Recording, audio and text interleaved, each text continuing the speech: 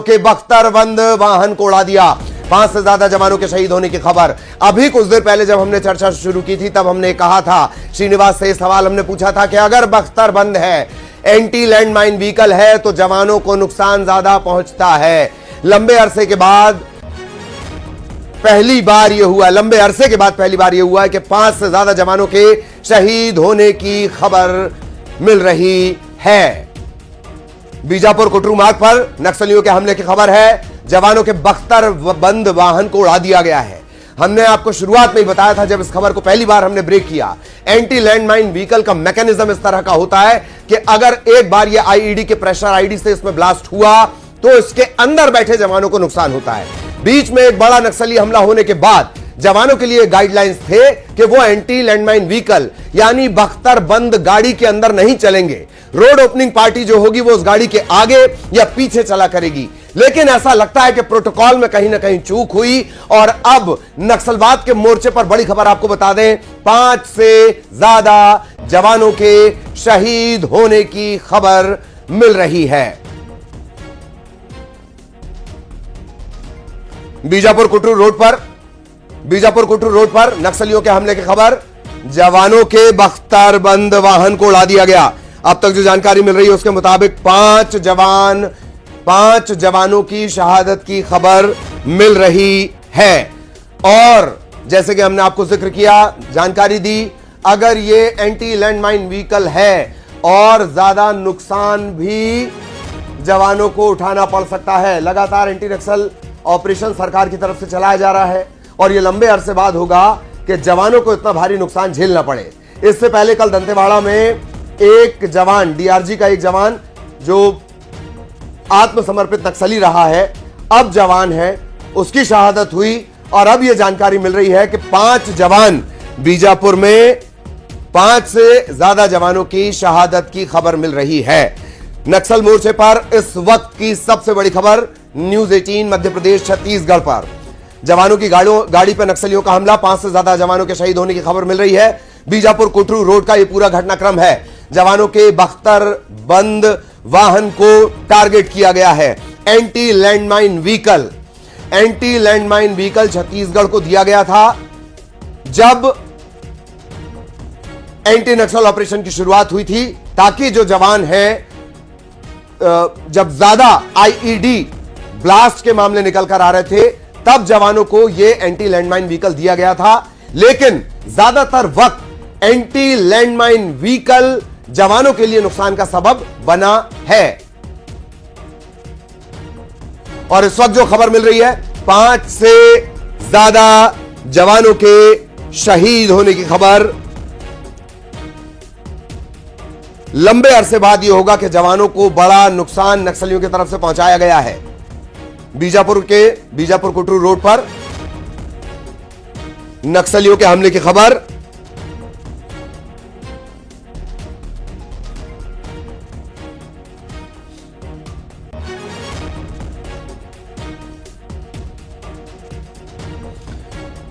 बीजापुर से बड़ी खबर, इस वक्त जहां जवानों को भारी नुकसान होने की खबर है, 5 जवानों की शहादत की खबर मिल रही है।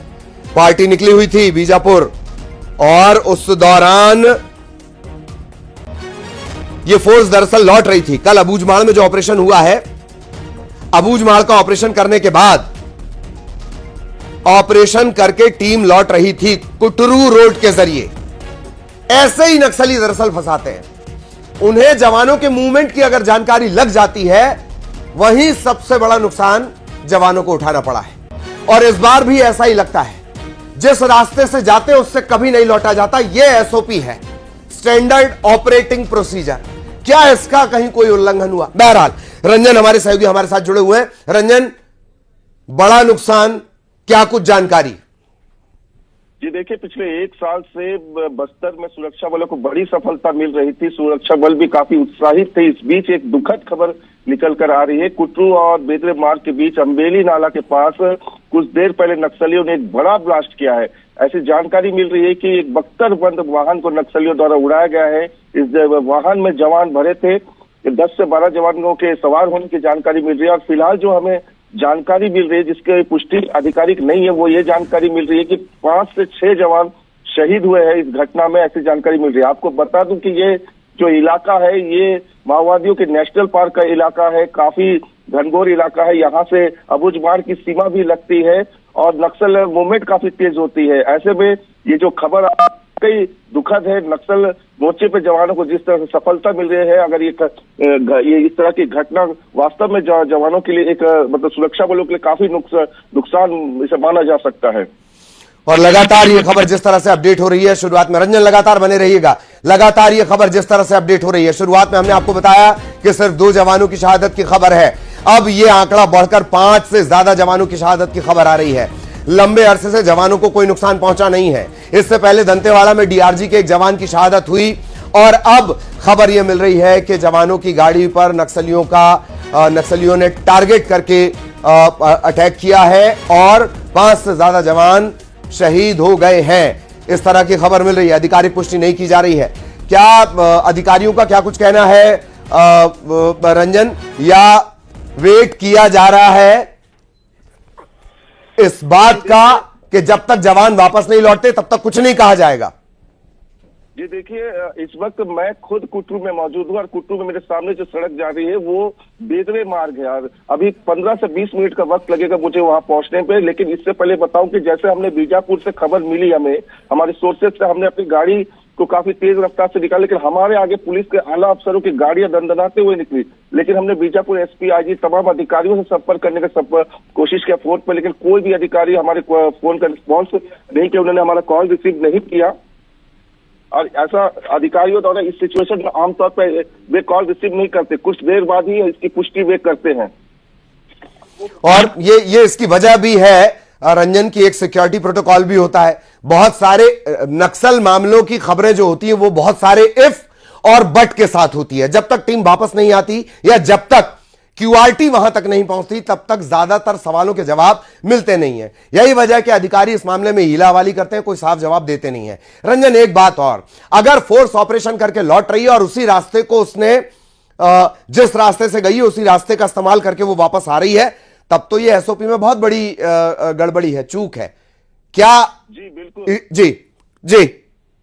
जी बिल्कुल। आमतौर पर जब जवान ऑपरेशन पर होते हैं या जवानों की मूवमेंट एक थाने से दूसरे थाने पर होती है तो बेशक रोड ओपनिंग पार्टी लगाई जाती है। ऐसा इसलिए किया जाता है कि पिछली ऐसी कई बार घटनाएं हुई कि जब जवान रोड किसी मोर्चे से कहीं से लौटते हैं या थाना टू थाना ट्रांसफर होते हैं तो नक्सली इन्हें टारगेट करते हैं। इसी से बचने के लिए आरोपी लगाई जाती है। डी माइनिंग की एक बीडीएस की टीम रहती है जो प्रॉपर ऐसे पुलिया अप्रोच पे वहां माइन को डिटेक्ट करने की कोशिश करती है। अगर ये घटना अगर हुई है, अगर इसकी पुष्टि हो जाती कुछ देर में, तो निश्चित तौर पर कहीं ना कहीं से इंटेलिजेंस फेलियर के साथ साथ जो सिक्योरिटी में भी जवानों को जो प्रदत्त की जाने वाली सुरक्षा होती है उसे भी चूक माना जा सकता है।